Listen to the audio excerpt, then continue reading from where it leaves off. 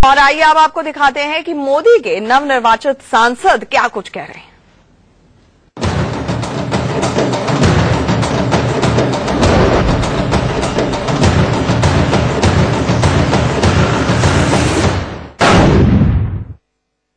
शत्रुघ्न सिन्हा साहब, जिस तरह से नरेंद्र मोदी ने जो बातें कही, क्या करेंगे आप? नहीं, अभी कुछ कहने की घड़ी नहीं है। अभी तो देखने की घड़ी है, अभी तो एक्शन की घड़ी है। जो उन्होंने कहा है सही कहा है। अभी ताजा अभी तो शपथ भी ग्रहण नहीं किया। हम समझते हैं वो जनता की अपेक्षाओं पे, कसौटी पे खरा उतरेंगे। वो नरेंद्र मोदी काफी भावुक हो। हाँ, वो जाहिर है। तो अडवाणी जी भी बहुत भावुक हुए और अडवाणी जी भी भावुक हुए। नरेंद्र मोदी बहुत भावुक हुए। ये ऐसी घड़ी जब तमाम लोगों का समर्थन, ये त्योहार की घड़ी, ये खुशी की घड़ी, ये शपथ लेने से पहले की घड़ी और उनके प्रधानमंत्री पद की जिम्मेदारी को उन्हें सौंपना, उसकी घोषणा करना, ये सारी बातें बहुत रंग लाई आज।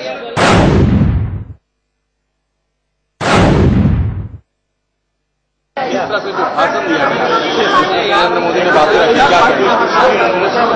तो उन्होंने तो पूरा प्रॉमिस किया है और वो बिल्कुल साकार भी करेंगे। वो जो बात किया है तो उन्होंने कर दिखाया है and then he will show now to the whole country.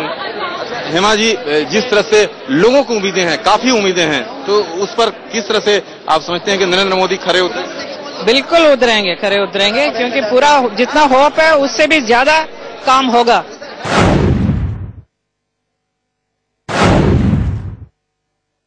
Vinod Khanna साहब, क्या कहेंगे आप?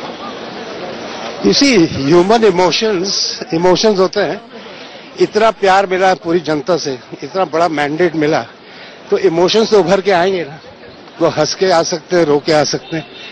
और सामने देखा उन्होंने कि फूल ही फूल खिला हुआ है हर जगह, पूरा सेंट्रल हॉल फूलों से भरा हुआ है, तो भावुक तो होंगे। अच्छा, जनता की काफी उम्मीदें हैं, खासकर बीजेपी से, क्या कहेंगे आप? बिल्कुल डिलीवर करेंगे जो हमने प्रॉमिस किया।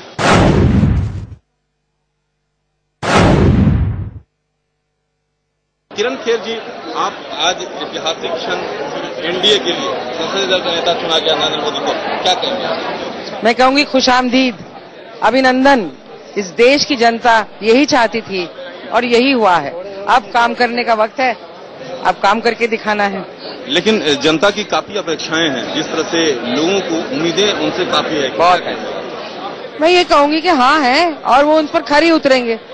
उन पर हमेशा जनता की उम्मीदें होती हैं और वो हमेशा खरे उतरते हैं। अच्छा, जिस तरह से आज नरेंद्र मोदी काफी भावुक हो गए अपने भाषण में, इस तरह से क्या कहेंगे? बहुत अच्छा लगा, दिल को छू गया। जितने लोग बैठे देख रहे थे, सबकी आंखों में आंसू थे उस वक्त।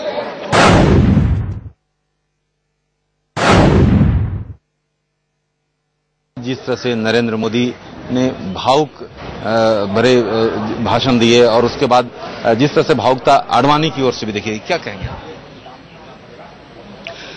ये नरेंद्र मोदी जी दिल से बोल रहे थे, आडवाणी जी भी दिल से बोल रहे थे, दोनों। तो दिल से जो भी आदमी कहता है वो तो दिल की बात होती है, वो तो आदमी इमोशनल होता ही है। और बहुत सही बात उन्होंने कहा कि जो मेहनत आदमी अपनी माँ के लिए करता है, भारत माँ है, तो वो तो ये कोई कृपा तो नहीं ना हो सकती है। ये सही कहा उन्होंने, वो तो ड्यूटी है। अच्छा, आंतरिक सुरक्षा को लेकर जिस तरह से अब पड़ोसी देश पाकिस्तान से संबंध की बात है, जिस तरह से दाऊद इब्राहिम भले ही पाकिस्तान में छिपा हुआ है लेकिन लगातार पाकिस्तान डिनाई करता है, अब नरेंद्र मोदी की सरकार आई है, तो क्या उम्मीद कर सकते हैं? देखिए मुझे अब देखना है कि पाकिस्तान अपने नीतियों में बदलाव लाता है या नहीं। बेहतर तो दोनों देशों के लिए यही होगा कि वो अपने नीतियों में बदलाव लाए और आतंकवादी संगठनों को मदद करना बंद करे, उनको शेल्टर देना बंद करे। बेहतर तो यही होगा। अच्छा, एक आखिरी प्रश्न, जिस तरह से जो लोगों को उम्मीदें हैं, काफी उम्मीदें हैं नरेंद्र मोदी सरकार से, क्या लगता है आपको कि नरेंद्र मोदी उस पर खरा उतरेंगे? बिल्कुल खरा उतरेंगे, इसमें कहीं कोई शक ही नहीं है, लेस मात्र भी शक नहीं है। जो जनता ने सही समझ बूझ करके और एकदम सही जगह भरोसा दिया है, अब वो बिल्कुल डिस्चार्ज होगा, आप देखिएगा।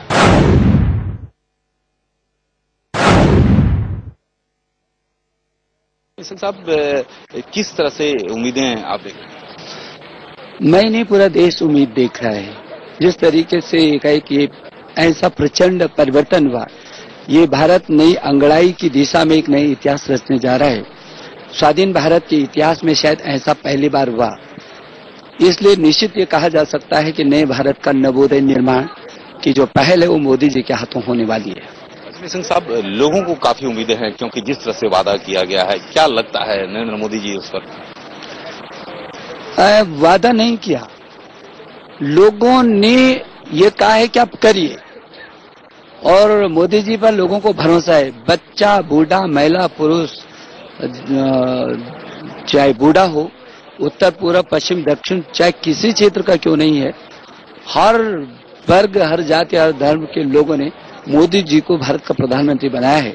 इसलिए बहुत उम्मीदें हैं और नए भारत के नवनिर्माण का सूत्रपात होगा, ऐसा मेरा भरोसा। निशंक साहब, एक आखिरी प्रश्न है, मोदी जी के मंत्रिमंडल में जगह को लेकर निशंक जी क्या सोचते हैं? जो मोदी जी सोचते हैं।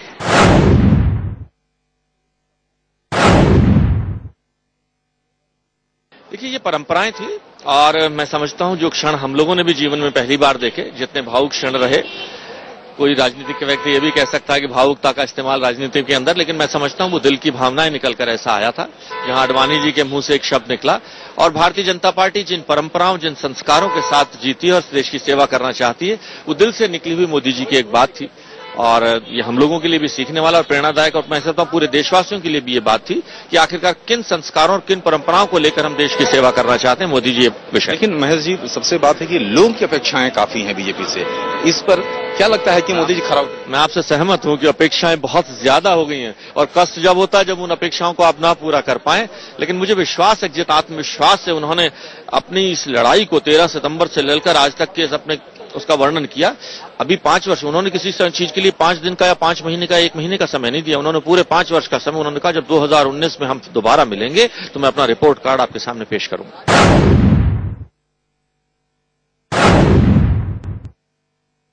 सर, तो आडवाणी जी का क्या कद रहेगा पार्टी में? क्या इस तरीके से कुछ आडवाणी जी ने कुछ इंडिकेशन दिया है, कुछ बातचीत, क्या कुछ बातचीत? ये हम डिसीजन मेकिंग में होते तो कुछ बोल सकते थे। I am not part of decision making team, तो इस पर हम क्या कह सकते हैं। और सभी बड़े नेताओं ने कहा है कि हमारा मार्गदर्शन करेंगे, इनके अनुभवों का इस्तेमाल किया जाता रहेगा। बड़े बड़े नेताओं ने, सबने कहा। इसके आगे मैं तो कुछ बोल नहीं सकता।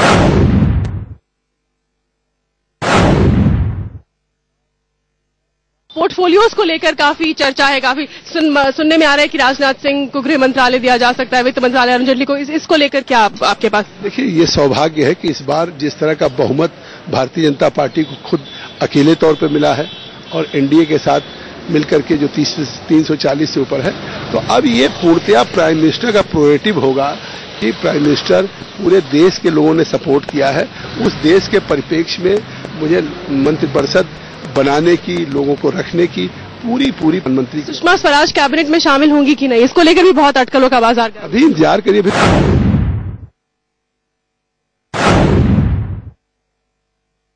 सिमरन जी, काफी पुराने सहयोगी आप रहे हैं बीजेपी के, लेकिन इस बार बीजेपी पूर्ण बहुमत में आई है, तो कहाँ आपके दल की भूमिका एनडीए के दौरान, केंद्र सरकार के दौरान देखती है? हम पूरे एनडीए के साथ खड़े हैं, सबसे पुरानी सहयोगी दल हैं। हर एक तरह से बीजेपी और एनडीए की सपोर्ट करेंगे, जो उनकी पॉलिसीज होंगे, जो उनके फैसले होंगे, अकाली दल उनके साथ खड़ेगा। लेकिन इस बार मोदी लहर रही, लेकिन अमृतसर से जेटली साहब की करारी हार हुई, कहीं कमी देखते हैं, कहीं ना कहीं पंजाब सरकार की कमी रही? देखिए, बीजेपी की पिछली बारी 1 एमपी थे, अब 2 एमपी हुए हैं। इसमें कोई शक नहीं कि मैं समझती हूँ कि जेटली जी की हार से नुकसान अमृतसर के लोगों का हुआ है, पंजाब का नुकसान हुआ है। मेरी समझ से बाहर है कि जब सारे देश में मोदी जी की सरकार बनती हुई सबको नजर आ रही थी, जिस सरकार में जेटली जी ने 2 नंबर के मंत्री बनना था, तो अमृतसर के लोगों ने क्या सोच के अपना फायदा नहीं किया बल्कि नुकसान कर बैठे, वो उनको आने वाले दिनों में इस चीज का एहसास मैं समझती हूँ होगा। सवाल हम सिमरन जी, क्या केंद्र में सहभागिता निभाएगी अकाली दल? बिल्कुल निभाएगी, ये कोई फैसला नहीं लिया जा सकता।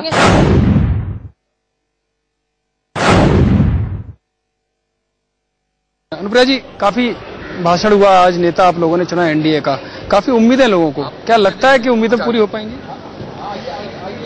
पूरे देश ने आज उम्मीद कर रखी है माननीय मोदी जी से और इसीलिए इतने बड़े बहुमत के साथ आज सरकार बनने जा रही है और निश्चित रूप से इस सरकार का नेतृत्व करने वाले माननीय मोदी जी को भी इस बात का एहसास है